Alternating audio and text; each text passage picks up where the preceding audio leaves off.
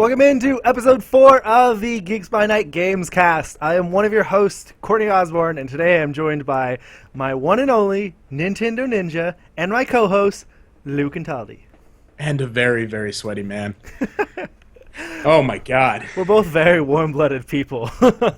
It's very hot in New York right now.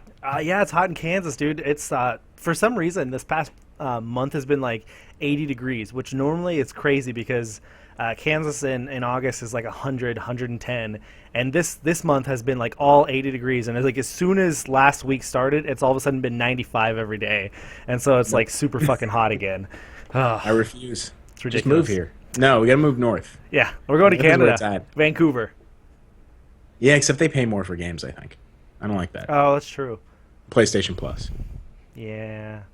Anyways, if you're new to the podcast, hi. If you're a returner, if you're returning to the podcast, thank you for coming back to us. We're really happy to have you here. We'll do better, I swear. We're getting better every week, I promise. Except for my video quality. If you guys notice, you're watching on YouTube or you're looking now, my video sucks. It's because my camera is not working, so I have to use the Mac camera, which sucks. Yeah. Fucking my audio's good, though. Fucking Max, man. Fucking Max. Hey, we've got It Made, which is Josh and Tanner in the chat, and I think Jake's in the chat. Hello, everybody. If you're listening to this through audio or if you're watching this on YouTube, you can watch this live every Thursday night at around 6:30 p.m. Central Standard Time or 7:30 Eastern at twitch.tv/geeksbynight. Super easy because that's our name. And then if you want to watch this anywhere else or listen to this anywhere else, it is literally... well, almost literally available everywhere. It is on Podbean, it's on Stitcher, it's on iTunes, it's on TuneIn. We have an RSS feed, it's on YouTube. All you got to do is search for Geeks by Night, and you can find it anywhere. And all of the links to where you can find all this stuff will be included everywhere. So every video, everywhere it's posted, you'll be able to see all of these links in the description. Everywhere you can find the podcast in audio form, you'll be able to see all the links. So if you want to follow us, if you want to like us, subscribe to us, all that stuff, you can do so by finding all those links there. Right. And then, of course, we are on Facebook, Twitter, and Tumblr by just searching for Geeks by Night, or on Twitter as Nightly Geeks, because those assholes, or that asshole took Geeks by Night. Get back at him. All you guys. I see you tweeting at him. It's good.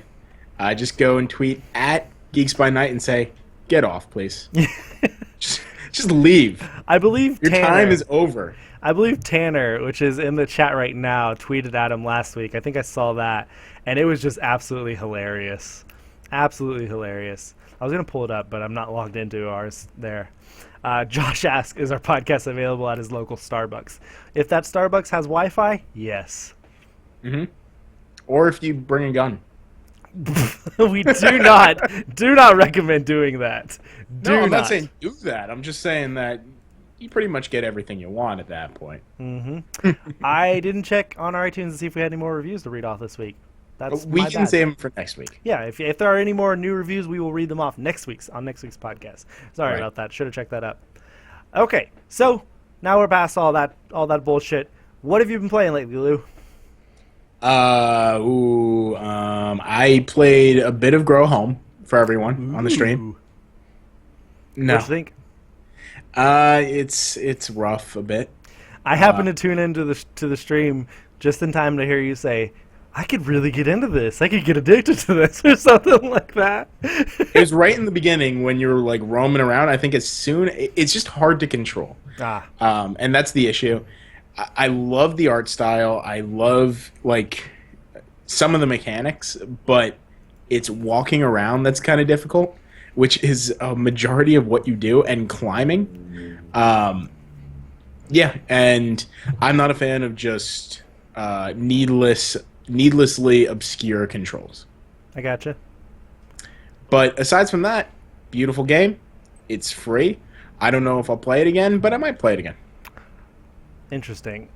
So if It's worth anybody a try. if anybody is watching the Twitch stream right now or watching the YouTube video later, you'll notice that I'm looking to both my left and my right. I forgot to move the camera that I'm looking at Lou directly behind the webcam this time, and if I move it now, I could severely fuck it up. So I'm just gonna keep going with this for the podcast. So I'm gonna be looking left and right at the two videos. Okay, you My can bad. realize how much he doesn't actually look at me when I talk. No, he's talking to me. Yeah. Okay. Anyways, anything else? Wait, You been besides playing anything that- else? Oh yeah, I've been playing a lot Until Dawn. Okay. What'd you think? Again, What are you it's thinking? Second playthrough. You liking it still? Yes, I still like it as much as I did the first playthrough. I think that it would take maybe 3 or 4 playthroughs to get old, but Nice. I'm trying a bunch of new things. Yeah, I mean, Oh, go ahead. I was just gonna say, games that have multiple playthroughs like that, or have different paths and stuff like that. I love to play them multiple times, but I typically try to give them a lot of time between. That way, it's still kind of fresh. Unless you're going for all the trophies and you want to, you need to remember specific points in time to make a different decision, things like that. It's just like maybe every few months or so, every 6 months, I'll replay something like that. And Until Dawn's definitely one of those games. I do want to play Audrey that and I again. went through the first time, and we ended up with like 3 people dead, I think. So I'm going through it again, and I want to try and get one where everyone lives. And if I could do that, I'll be happy. And then I probably won't play it again until October. Yeah. And I know I want to do that, and I want to do a playthrough where everyone dies. Just like classic horror movie. Everyone's dead at the end. Jake in the Twitch chat said, the camera thing didn't bother me until you pointed it out. Damn you. I'm so sorry. I shouldn't have brought it up. I like to be transparent with our listeners and our viewers, so that's my bad. Yeah, that's a good point. I didn't think about playing it in October. Now I might actually want to do that. Might want to do that close to Halloween. That'd be cool. Right. Really cool. So how are you liking it? I enjoyed the fuck out of it. I played it. I rented it Friday night. Played it for probably the first 2 chapters on Friday night. Played chapters 2 through 5 or 6 on Saturday, and the rest of them on Sunday, and absolutely loved it. Oh man, I was so addicted. Hold on. Sneeze. Every time I get out of the shower and come into my fucking air conditioning, oh god, start sneezing like crazy. Anyways, Right, so I'm always a gigantic skeptic about PlayStation. I'm a downer a lot of times. I will now no longer use the argument that there is no worthwhile PlayStation exclusive. Because for me, that's Until Dawn. I think that's the first one that's really got me. I'm like, everyone should own this game. It's a damn good game. And we're talking about making a possible spoiler cast for it, where we just Definitely, or at least just a talking. Yeah, a discussion about Until Dawn. So hopefully we can do that soon, and we'll have that video up for everybody to listen to, because we don't want to go into too much of it right here. We don't want to spoil anything. We don't want to ruin anything for anybody. But Can it is you a tell very me good game. how many people died on your first run? 1. Ooh, must have been no spoilers, but it must have been right at the end, right? Nope. It was actually about a third of the way through, maybe half. All right.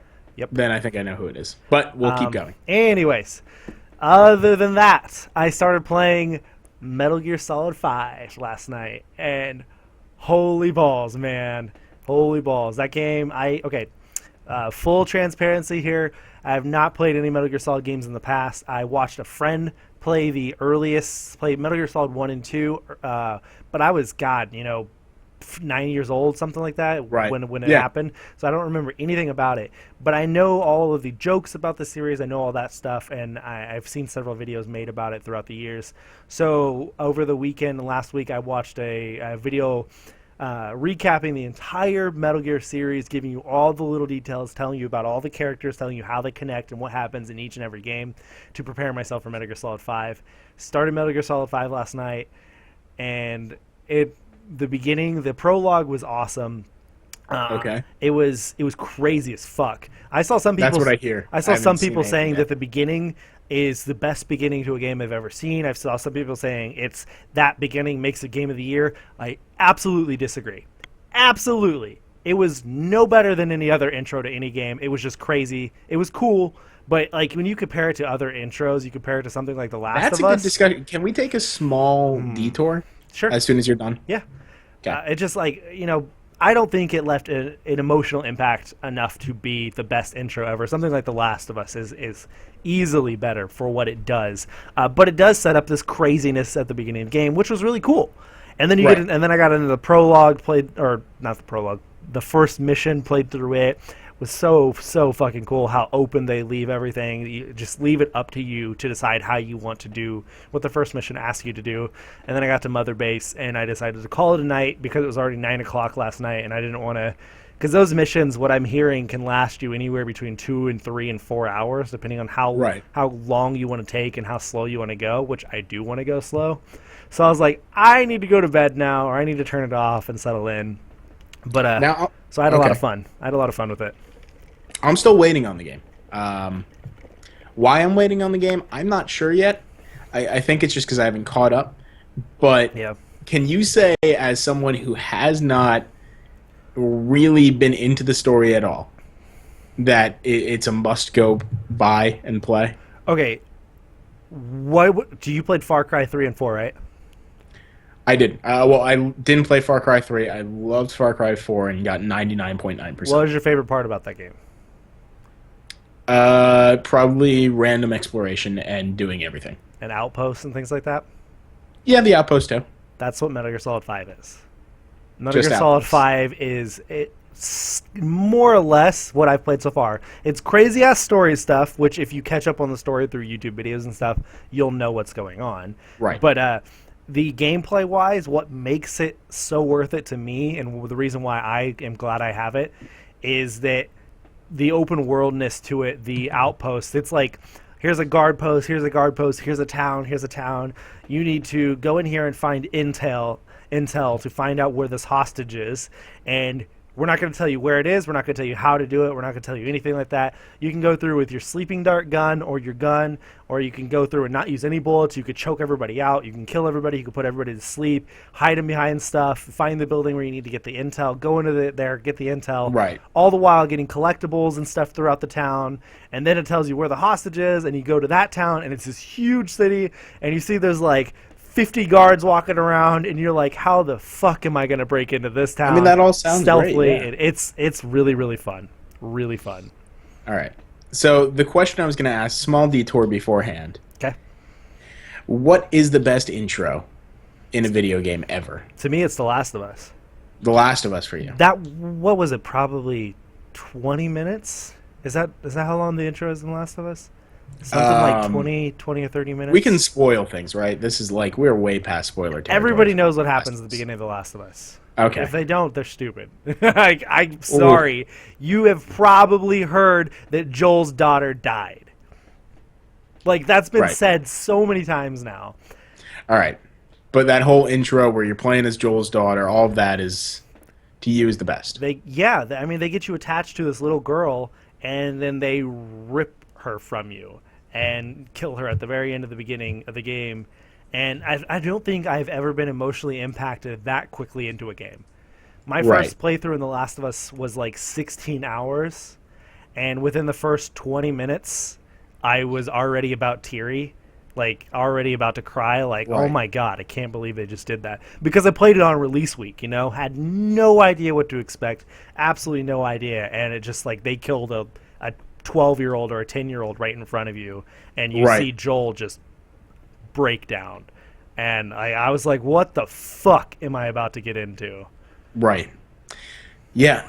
If we're talking emotional impact, I mean, Ori really did it for me, where I was like, I am suddenly just overwhelmed with emotion. But I don't think that's the best intro of all time, and I'd be lying to myself. Ori has a good intro, but and I understand what you mean. It has a similar Last of Us effect on you, except I couldn't connect because it wasn't human as much. Like it was like, oh, that's sad, but it's sad in the way a Disney film is sad. Yes, exactly. It was very Pixar-ish almost.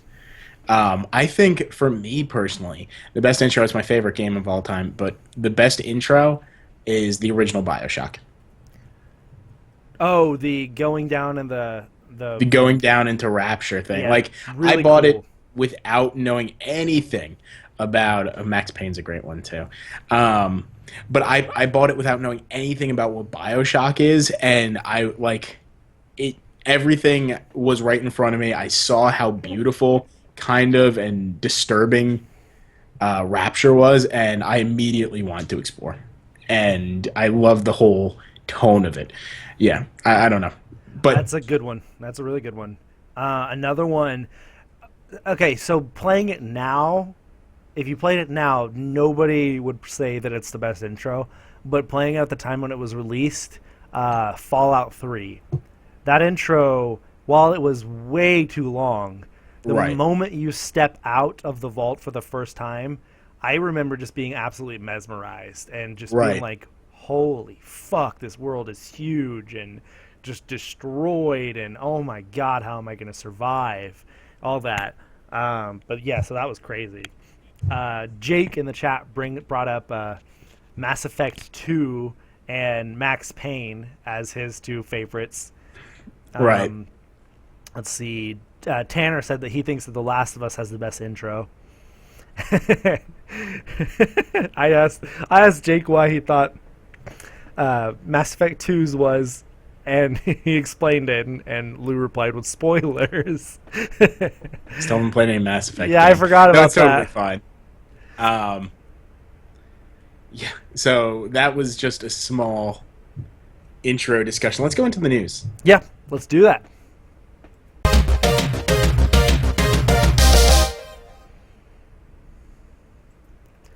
So, first up on the news, Lou. First story, per the PlayStation blog. Damn it, Courtney is in the way, as always. The PlayStation 4 System Software 3.0 features have been detailed, and the beta started yesterday.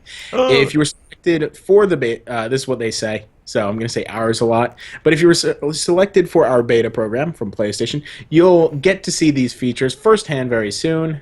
Keep in mind, some of it won't make it till the final version, yada, yada, yada. So number one. What are the features? There is online storage capacity increases. PS4 online storage capacity has increased from 1 gigabyte to 10 gigabytes for all PlayStation Plus members. Thank fucking God, because I'm so goddamn updates. I was going to say the same thing. I mean, I have been waiting for an increase for a long time. I've been at the 1 gigabyte maximum ever since I got a PlayStation 4. I shouldn't have to look at the capacity and go, oh, well, which 40 hours of gameplay do I have to get rid of? Yep. And some save files are getting to be so big now. And not only that, some of them make brand new save files for every chapter and things like that. So I have a few games in there that are like 200 megabytes of my online storage are from one game. I'm like, what the fuck? Like Outlast, I believe, is one of them. It's just like, god damn it, that is so annoying.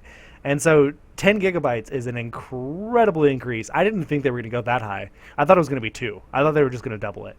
No, I'm so happy about it, though. So that's great. All right, and a new auto upload menu has been added to the application save data management. Cool.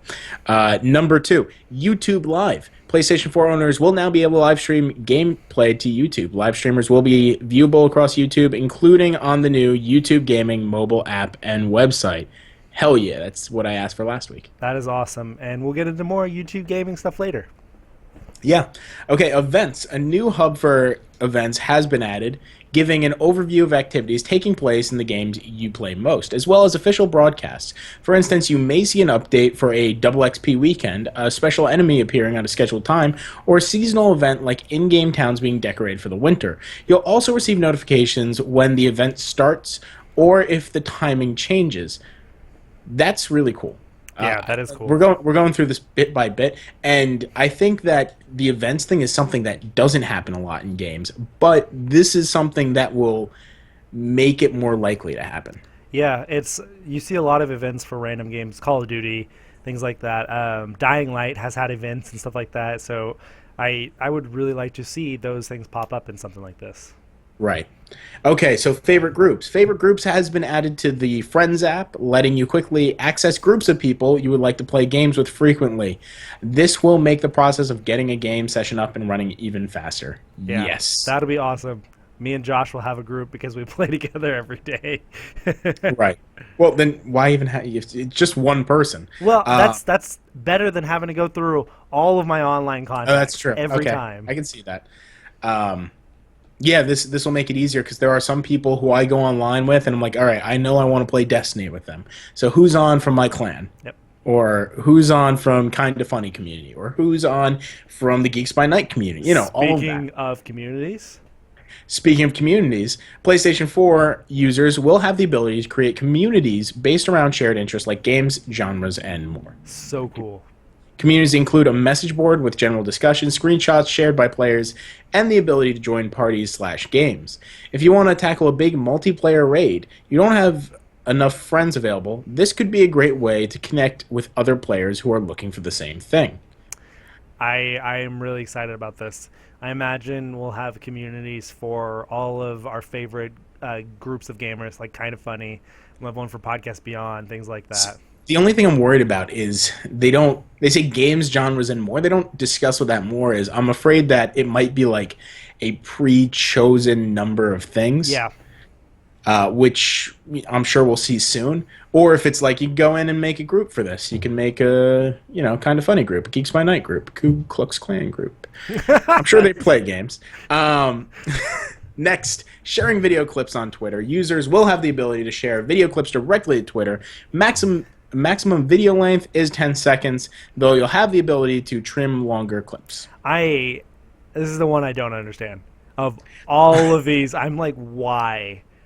Why is this? And why are they, if they're adding it, why are they highlighting it? Like, this is one of those that's just, like, stupid. Yeah, I think that what it may possibly be for, and the only reason I think this is because I go on Reddit a lot, is a lot of people make extremely short clips of things. Yeah. Like, it's there for funny videos of if you see something glitching, if you get this great goal in Rocket League, like, things change in 10 seconds for Rocket League. Is 10 seconds the maximum amount that a YouTube video can be? Can you upload a video directly to Twitter, not YouTube? I don't even, let me see. I'll check on it. Yeah, I'm not sure. They own Vine, right? I'm not making that up. I am now recording on my phone I am making that up. A video to go to... Please not me. Please not me. Don't record it of me. Just keep talking. Oh, shit. Damn it. No! We're going to find out. I hate being recorded. Oh, crap. What am I doing on here? Nope, they can go longer than 10 seconds. Okay. Anyway, let's keep going. Stickers. Are you tired of typing out messages? With this update, you'll be able to send stickers to friends through your messages. Whatever. Stickers. It means we're going to get minions everywhere again. That's stupid. I fucking hate minions. Next, Now Playing / What's New. The Now Playing screen will display even more information about what your friends are doing, and you'll be able to quickly jump into a game party, request a screen share, or get sent to the PlayStation Store to buy the games your friend is playing, further enhancing the social relationship with your friends online. Woohoo! Yay. And there's two more. Live from PlayStation, we've improved the Live from PlayStation app, making it easier to view popular trending broadcasts in real time. And last but not least, request to watch gameplay. If you want to view a friend's gameplay session, now you can send a request to watch notification to a player. Cool. Yeah, it's pretty cool. All in all, what do you think about codename Kenshin? 1 out of 10, no folders. Oh, God. Yeah. Honestly, probably like an 8 or 9. This is a lot of things I really wish that they added from the beginning, though I understand why it wasn't foreseeable from the beginning. Yeah, and a lot of these, not only are these updates coming, there's going to be other minor tweaks and changes that aren't going to be highlighted, but you'll notice it as soon as 3.0 is installed. You'll see little changes in graphics and how things move and all that stuff. So we won't know the full extent of Kenshin until it's all out. But yeah, overall, I think this is really cool. I really like the online storage increase, YouTube Live, the events, favorite groups, and communities. Those all seem really, really cool. Some of the other things are minor, but they're cool. I'm glad it's happening. But the folders thing definitely is we really need folders. Just fucking do it.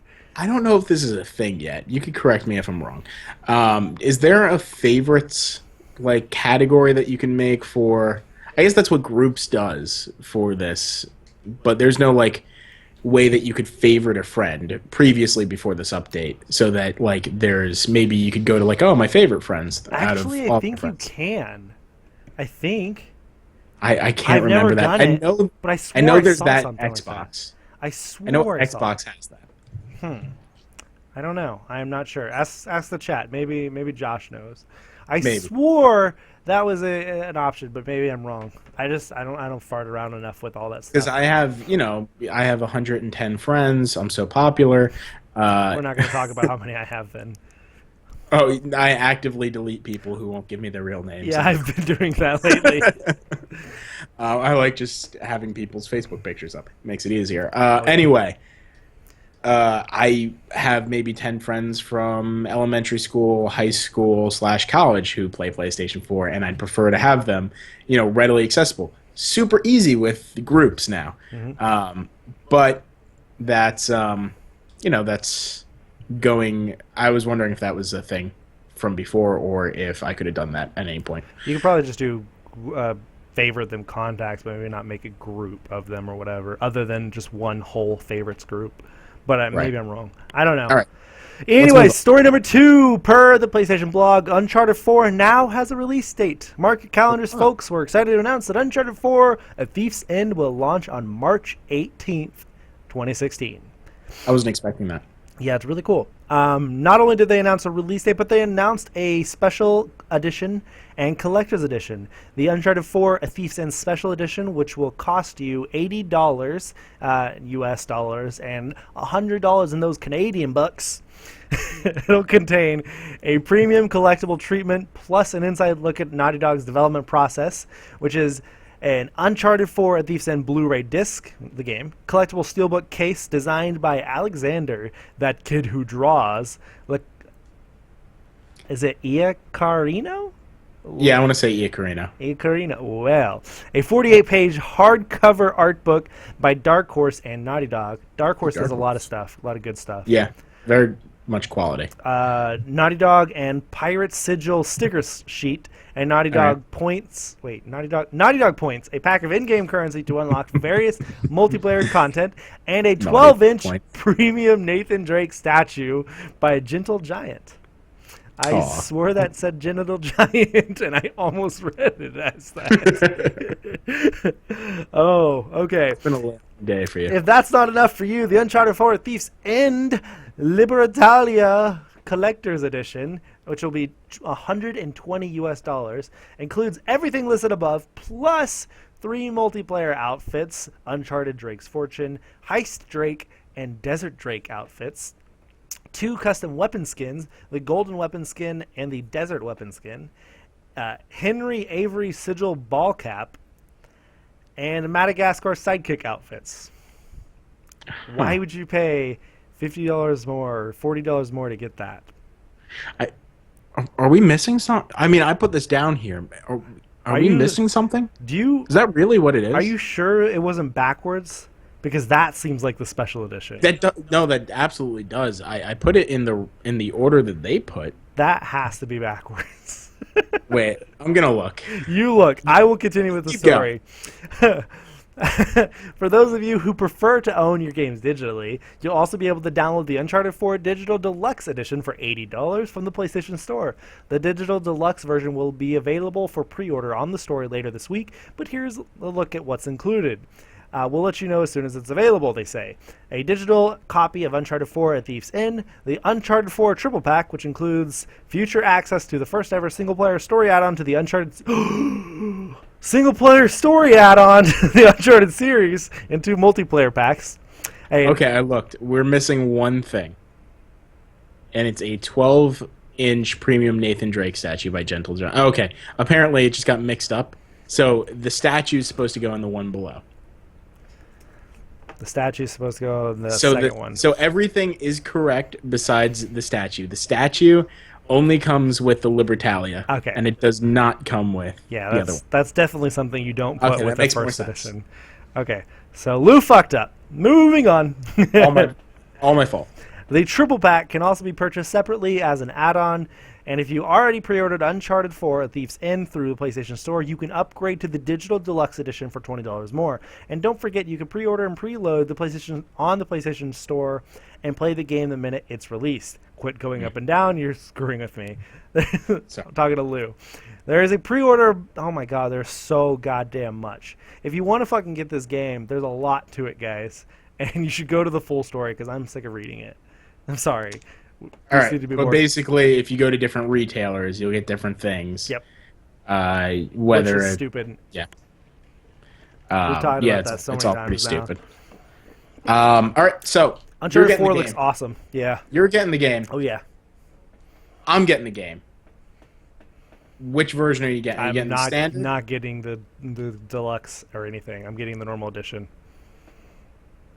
Okay. Yeah, none of these really speak to me.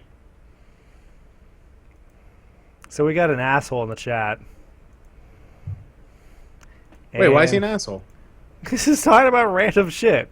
No, it's not. I love that. That's good jokes right there. I'm going to read the joke out loud now. Okay. Why should you go into a corner when you're cold? They're usually 90 degrees. Damn it. Okay. No, but thanks, Shock Flare. That's actually a really good joke. Moving on to story number 3. Lou. Moving on to story number 3. Per Gear Nuke, PlayStation consoles generate more revenue than... Oh my god, this was another N4G Top Weekly one that I didn't filter out. But we'll keep going. PlayStation consoles generate more revenue than Microsoft and Nintendo consoles combined. Double since 2012. Sony's PlayStation 4 has an excellent start with more than 25.3 million units sold as of June 30th, 2015. This is estimated to be more than Microsoft Xbox One and Nintendo Wii U's combined sales in total, which gives Sony consoles more than 50% market share of this generation. This is something that the PlayStation 3 was not able to achieve, obviously. According to recent market research by Euromonitor, we can now confirm that PlayStation family of home consoles is generating more revenue than the Xbox One 360 and Nintendo Wii and Wii U combined. A first for Sony since the PlayStation 2 era. 2014 saw Sony generate revenues of $8 billion through sales of the PlayStation 4 and 3, whilst Microsoft and Nintendo's home consoles could only generate $7.2 million, probably combined. Billion for both. Billion for all. All right, so this is common sense, kind of, if you've been following what's happening. This is really just them saying, this year, that's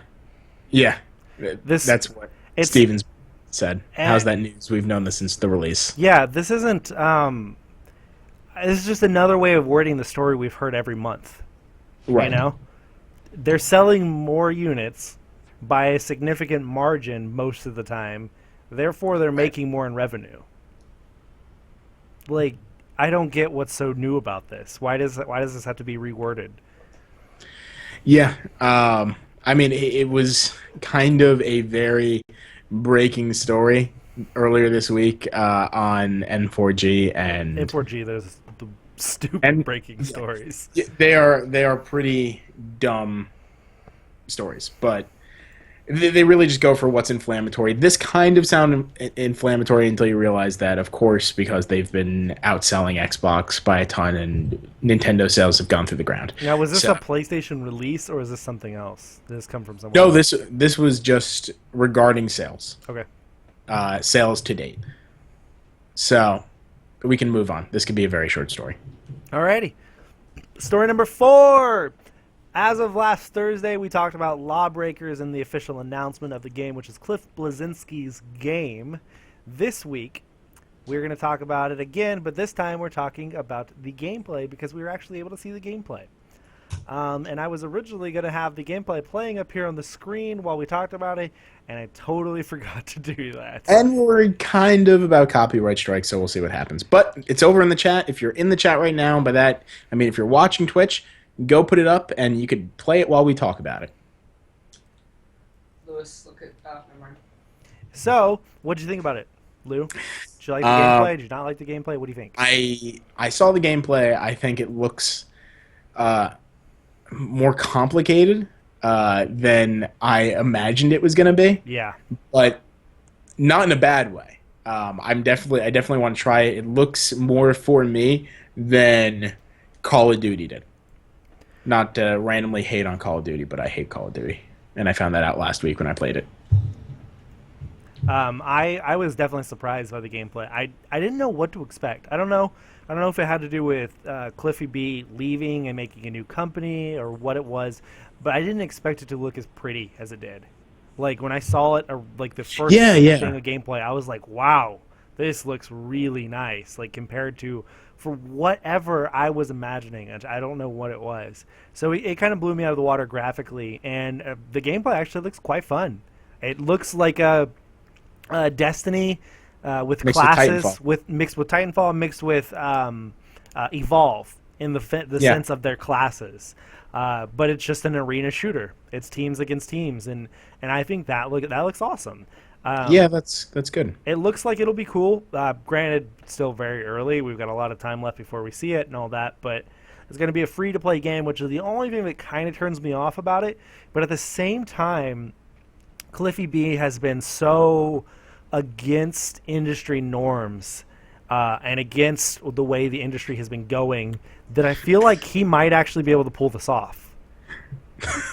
The way that I automatically thought about that was he's so against industry norms, he might actually consider making a good free-to-play game. Yeah, well, I mean, that's generally essentially what I was saying. It's just you think that he's going to surprise us, and that the game's going to be better than you would expect for a free-to-play game. And I don't know, he just seems like that kind of person that he could come up with something to make it good. And if so far I'm intrigued, very intrigued. The one complaint I have about it, which is a very personal complaint, something I have a problem with, and I'm sure not very many other people do, is that when you add personalities and voices to these character classes, I think it's annoying. I don't know why, but it's just like you give these people they all look very different. They all have a very different play style, and then you give them voices and certain personalities, and it'll just like, maybe I like playing as this gunner, maybe that's my favorite, but I fucking hate when he talks, something like that. Like that's annoying to me. Right. Shockflare, we'll talk about it in a bit, okay? But he just gave us a video to watch, and we will. And discuss. Oh, it's just Mad Max. Yeah. Oh, it's just Mad Max? Yeah. That game does look very pretty. Yeah, I have it. I'll be playing it after Metal Gear Solid. So talk about it in the future. It didn't review. It reviewed okay. It was all over the page, all over the whatever. Yeah. Anyways. All right. Anyway, next one, number 5. Per Power Up Gaming. Destiny is going to take up 60 gigabytes on Xbox One and PS4 after the Taken King update. It may be inaccessible on last gen. Destiny will soon require a staggering 6 gigabytes of free space on Xbox One and PS4, developer Bungie has announced. If you've already had PlayStation 4 or Xbox version of it installed, the exact mandatory update is going to be 18 gigabytes. That update will release on September 8th, a week ahead of time. The Taken King comes out September 15th, of course. Users will be forced to download. Users are required to download the update if they want to continue playing the game, regardless of whether or not they intend to purchase the new content pack, which makes sense because so much of it is, updates to the game as well as Destiny vanilla. Yeah, exactly. It's updates to the physics and the guns and all of that. Yep. Meanwhile, PlayStation 3 and Xbox 360 users will have to find 30 gigabytes of free space in order to install this game, which may render it inaccessible on older consoles with a reduced storage capacity. Bungie has advised customers who don't have enough room to install the game to upgrade either their hard drive or their console, preferably the latter.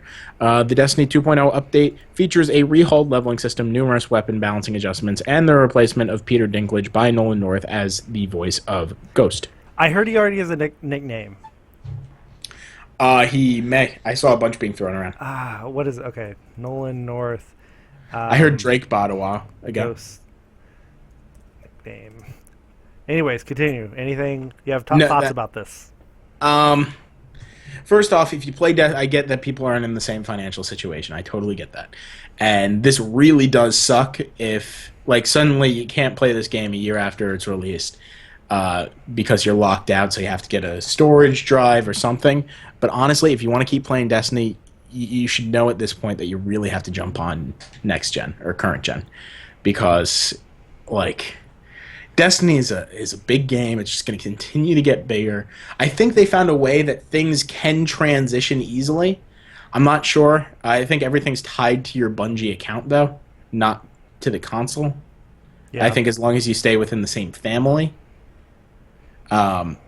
So that being said, yeah, you really want to look for Black Friday deals and jump on PlayStation 4. I'm not too worried about an extra 18 gigabytes. It's a lot, but there's a lot of stuff that I'm willing to download really soon. Or uninstall really soon. So the nickname that I heard the other day was Nolan Droid. I don't know. There's a lot of nicknames floating around apparently, but that's the one I heard. Shock Flare asks, I think, so you have to pay to play and pay to play again. Kind of. You have to pay to play the first time. You don't have to have the Taken King to play anymore. You just have to have the vanilla Destiny. You just have to download. Exactly. Like, you just need the download on there because everyone has to be on the same level with all of these different leveling skills and yada yada, all that other business. If you don't get the Taken King stuff, you're blocked out of some of that content that's basically installed on your hard drive. Yep. But then again, if you're still playing Destiny at this point and you haven't bought it, that's kind of strange. That's true. It's been out a year. So no, you don't have to pay to play it unless, of course, you have the old generation consoles, which might only have 10 gigabytes of storage or 50 gigabytes of storage. Oh God! So this next story is far too long for what it's saying. The Star Wars Battlefront beta is coming, per the EA blog. It's coming in early October. Ever since they revealed Star Wars Battlefront in April at Star Wars Celebration, everybody's been asking if they could get a beta today or whenever it was earlier this week. They were thrilled to announce that the answer is yes. Coming early October to PlayStation 4, Xbox One, and on Origin for PC, the Star Wars Battlefront beta is a technical test and will feature Walker Assault on Hoth, a 40-player multiplayer battle featuring Rebels and the Empire. Walker Assault will also give you the chance to play as two of the most iconic characters in the Star Wars universe, Darth Vader and Luke Skywalker. The beta will also feature a survival mission on Tatooine, where you'll be a rebel. Where you and a rebel friend must fight back waves of the Imperial forces. So that's awesome. In addition to those two modes, they are excited to reveal a brand new mode that will be available in the beta, Drop Zone, and they're not going to tell you what it is yet. So but it's there. Yeah, that'll be coming. Drop into a zone. Anyways, that's pretty cool. I really do like this. Most multiplayer games need a beta, especially first-person shooters. So the more of these happen, the better the final game will be. And they're giving it about a month and a half for this before the actual release. Not the beta. It's not going to last a month and a half, but before the actual release. So that'll give them time to tune up everything and make sure everything's good to go. So do you think that this is an actual beta, or do you think that it's a stress test beta? Because those are two completely different things. It's a stress test. Okay. Nothing's practically probably gonna impact more than just structure. They may or may not tweak weapons depending on the feedback and stuff like that, which that's why they have a month and a half, is they can make those tweaks. But it's really about a stress test. If it wasn't, then this would only be on PlayStation or Xbox. Right. They need to test it on both. Why would you want to put out what could end up being the biggest third-party first-person shooter game this year and not be ready for all of the incoming players, all the players who are going to be buying it on Christmas and stuff? They want to have everything ready to go because this is their chance to reboot a huge franchise, and if they fuck up, it's not coming back. Like they've done before. Yes, exactly. And they don't want to fuck it up. Right. I want to bring this point up. And I was listening to this week's podcast Unlocked earlier while I was at work, and they were talking about this. And I don't want to call them out on it, but they were so hypocritical when they were talking about this story. How so? I love Podcast Beyond and Podcast Unlock ever since they've started, and I love them for how they talk about PlayStation or Xbox and how they prefer the platforms and stuff like that. But there's some cases where I cannot stand the hypocritical. Anyways, so what they were talking about was how they were so happy that this is going to be a open beta on both consoles and how it's not just PlayStation. If this had been just Xbox, they would have been shitting themselves so happy that, oh, this is so good for Xbox, blah, blah, blah, so glad we have it. But the fact that it wasn't just one or the other, they were like, oh, yes, this makes perfect sense. Stress test both, blah, blah, blah. I'm glad they're doing this.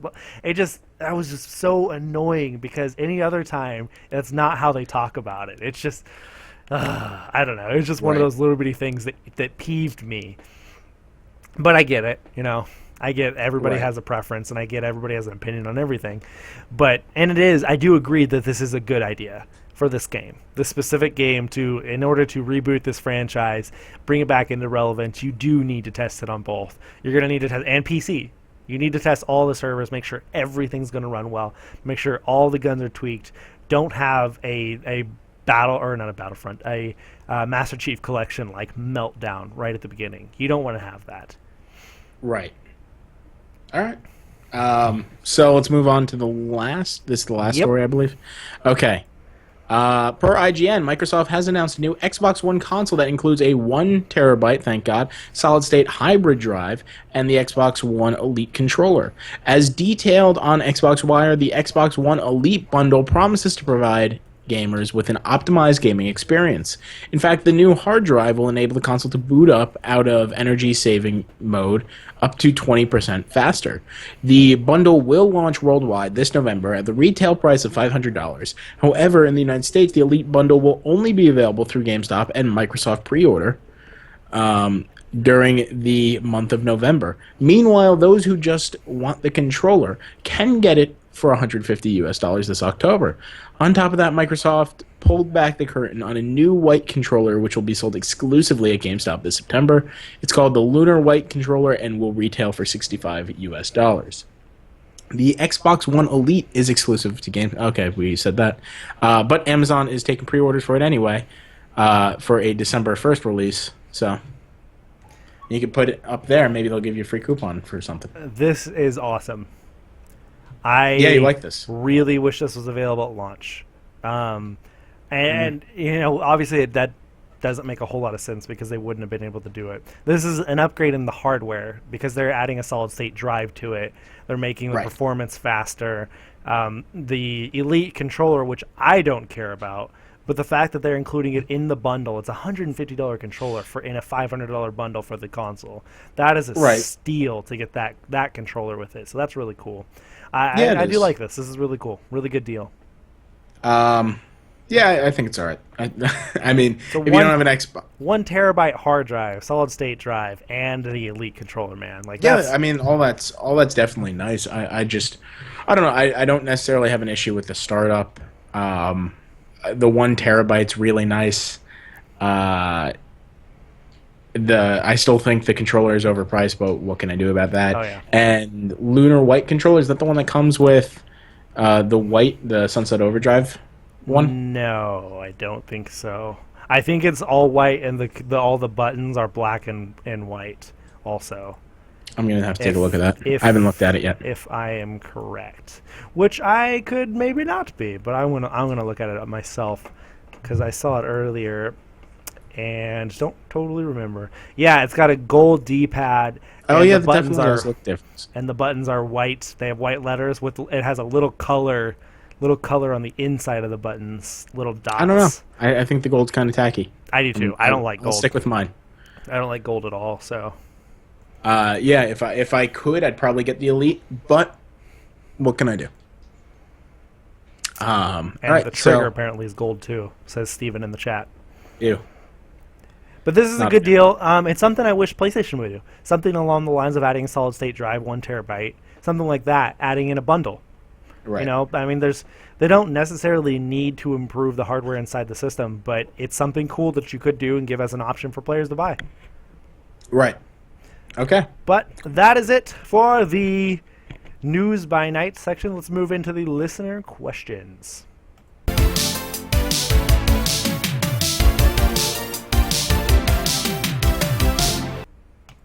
All right. So, first question, Lou. What do we got? Actually, sorry. 1 second. I heard a knock on my door. He's sorry about so this. bad at this. Okay, so I'm going to go ahead and answer a question from the chat. Jake in the chat at twitch.tv/geeksbynight. Oh, God, Lou didn't turn off his mic. Anyways, Jake asks, cats or dogs? Funny you asked that, Jake. I prefer both if they're small. I don't like big dogs. I like little dogs.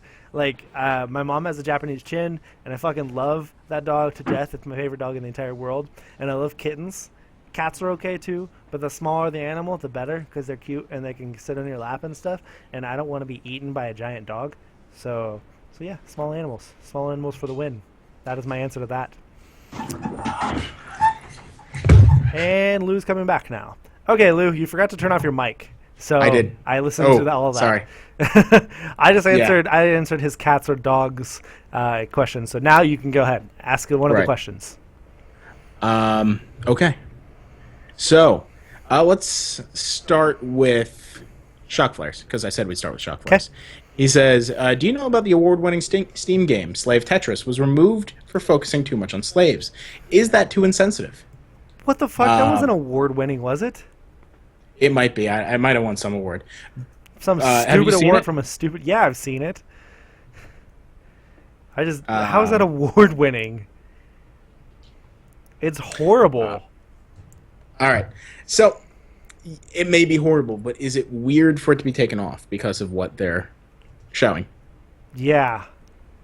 You think it's weird? No, I don't think it's weird to be taken off. I think it's totally perfect to be taken off. Yeah, I mean, there are things, some things you just don't touch. I wouldn't have bought it, but sure. But art is art, and some art I don't like. Yeah, I mean, that's perfectly acceptable, and slavery was a part of history and stuff like that. I just think it's slave Tetris. There's just some things you don't do. That's like porn Tetris, where you try to fit the long one into the hole. You know, it's like one's a penis and one's a vagina, and you try. You just don't do that. Yeah, no, it's weird. But then again, there's games about people, about dolls having sex. Yeah, and there's weird games out there. And I'm a person who honestly just thinks that, art's art, whatever. Yeah. Anyway. Courtney, I actually might have to get going because my landlord is having an issue, and I need to go do something. Okay. Really awkwardly. No, that's totally fine. Let's go ahead and just wrap this one up early. All right. We'll just have to pick this up next week. Yeah, or we can do a small segment on its own about our 8-bit idiot. Right now? No, we can do that as a separate video, as a recording. Anyways. So we're going to have to cut it short because Lou's landlord is probably going to murder him. Yep. Sorry about this, guys.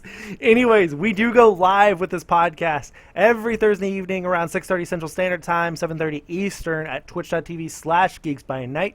If you want to watch us live, afterwards it gets posted to YouTube and every podcast service. You can find all those links in the description of every podcast. You can follow us on Twitter at Nightly Geeks or find us on Facebook at Geeks by Night. And then we are both on Twitter as well. I am at Osborne_2009 and Lou is... at Lou Cantaldi.